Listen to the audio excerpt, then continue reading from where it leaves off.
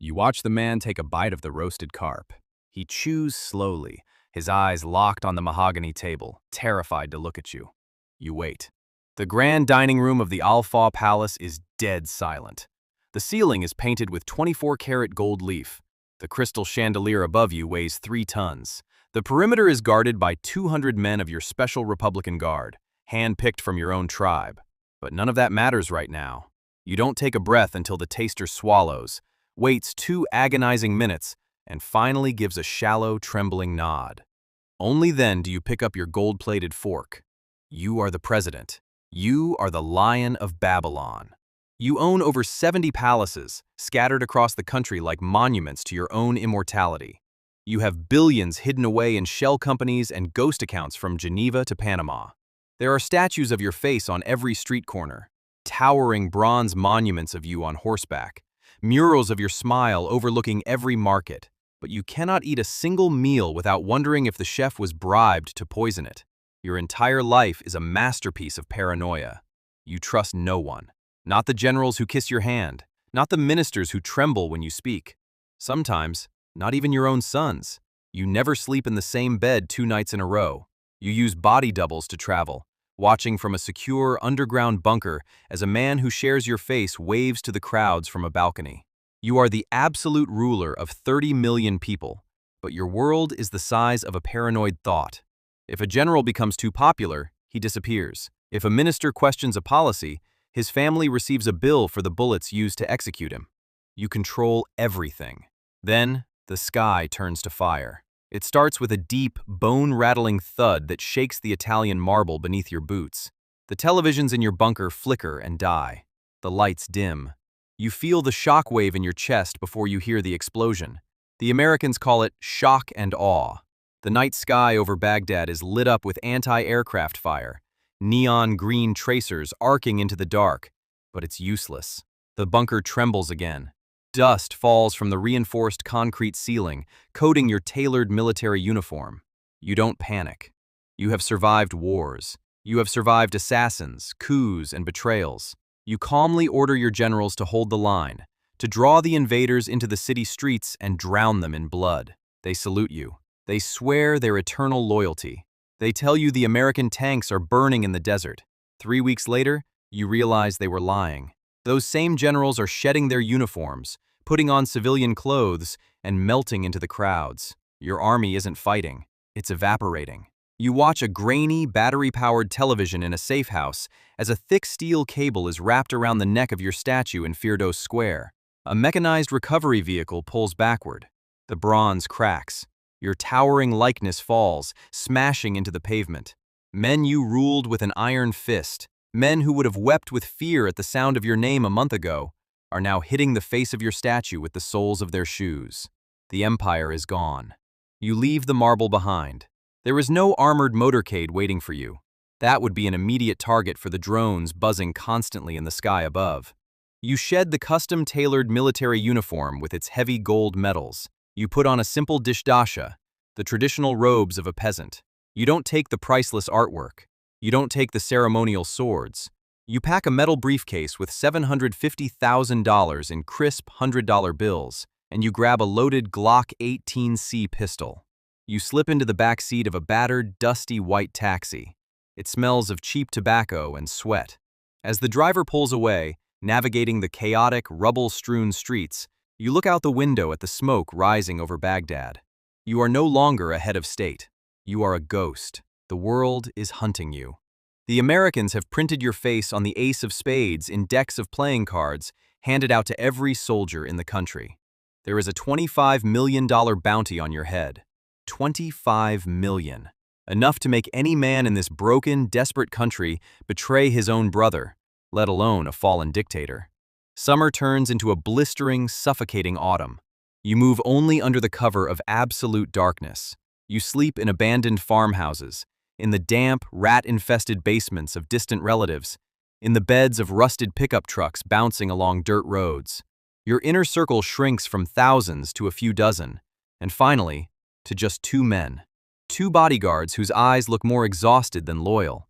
The $750,000 in the briefcase sits heavy by your feet. It is completely, utterly useless. You cannot buy a safe night's sleep.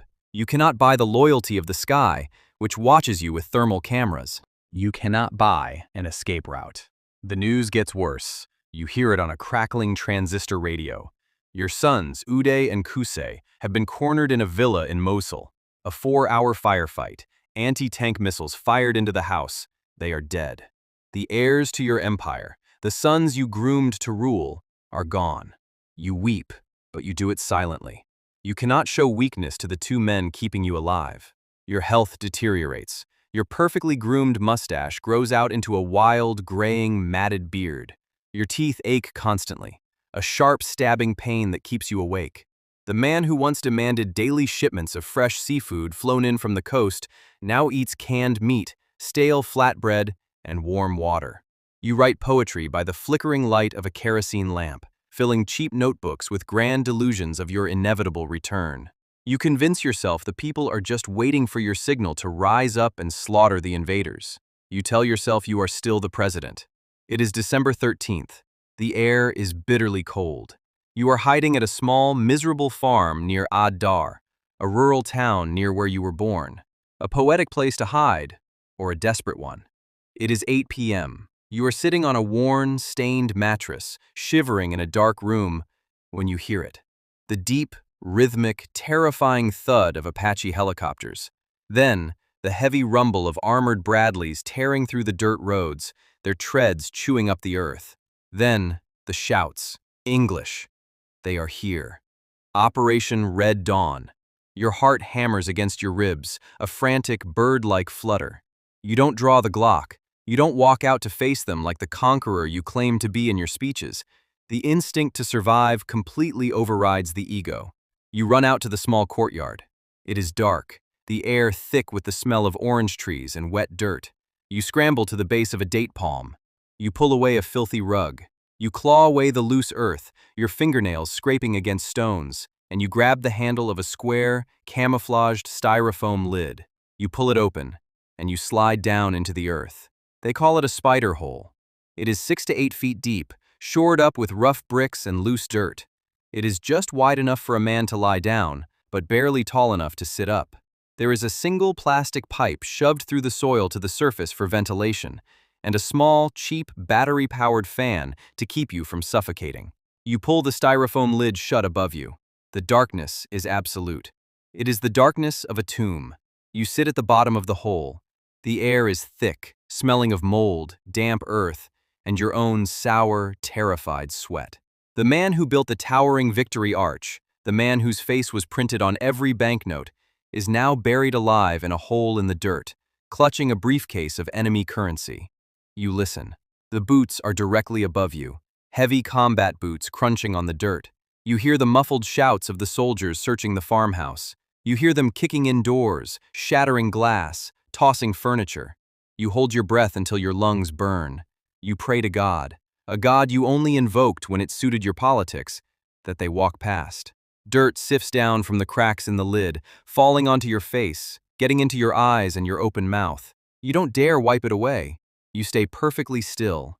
You are a trapped animal waiting for the hunter to pass. The footsteps stop. Right above you. Someone kicks the dirt. They are clearing the leaves.